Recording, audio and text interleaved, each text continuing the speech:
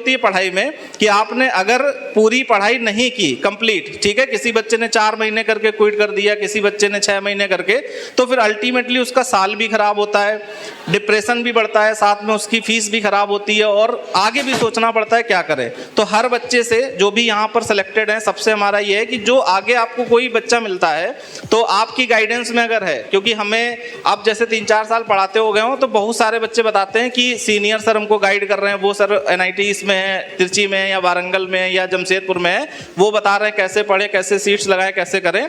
तो आपसे ये रिक्वेस्ट है कि आप उनको बताओ कि कर तो रहे हो, सारी चीज़ें अच्छी हैं, लेकिन इसको लास्ट तक करना है। ऐसा नहीं है कि आपने जनवरी तक किया, दिसंबर तक किया या फिर नवंबर तक किया और लास्ट में आप हिम्मत हार गए। अगर आखिरी तक कोई बच्चा करता है तो उसको सफलता मिलती है। तो ये एक सबसे बड़ा मतलब, अभी जैसे हम इनसे उस दिन बात कर रहे थे, परसों नरसों, ये 2-3 दिन से हमारे साथी हैं, तो इनसे हमने कहा कि जितना बाकी बच्चों की चैलेंजेस नहीं थे, जैसे कोई यूपी से है तो वो आराम से पढ़ लेता है, कोई बच्चा थोड़ा और दूर मान लो इंदौर से या फिर मान लो भोपाल से या फिर झारखंड से, तो वो सारे बच्चे समझते हैं, लैंग्वेज में कोई दिक्कत नहीं।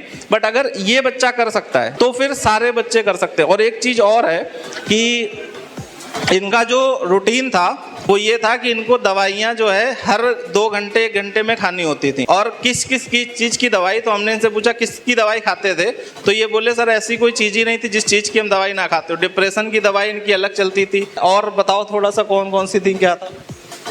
इसी टाइम में मतलब बिगिनिंग 12th के बाद कुछ इशू हुआ था, उसके बाद मैंने बहुत दवा खाया था, ऐसे एंटी डिप्रेशन खाया था, स्टिमुलेंट खाया था, मतलब वो सोने के लिए जगह, उठने के लिए मतलब दवा, सोने के लिए दवा, उठने के लिए दवा, मतलब अटेंशन के लिए दवा, मतलब ओके बहुत दवा खाता था मैं। तो इनका ये सीन था, एक टाइम पर इनकी डिप्रेशन की दवा चलती थी, सोने के लिए दवाई खाते थे क्योंकि इनको नॉर्मली नींद नहीं आती थी। डॉक्टर का कहना था कि आपको नींद नहीं आएगी, दवाई खानी पड़ेगी। और ये उठने के लिए भी दवाई खाते थे। आप ये समझ के देखो कि शाम को 6 बजे ये दवाई खा रहे हैं कि सुबह हमें उठना है, फिर शाम को 8 बजे खा रहे हैं कि 10 बजे हमको सोना है।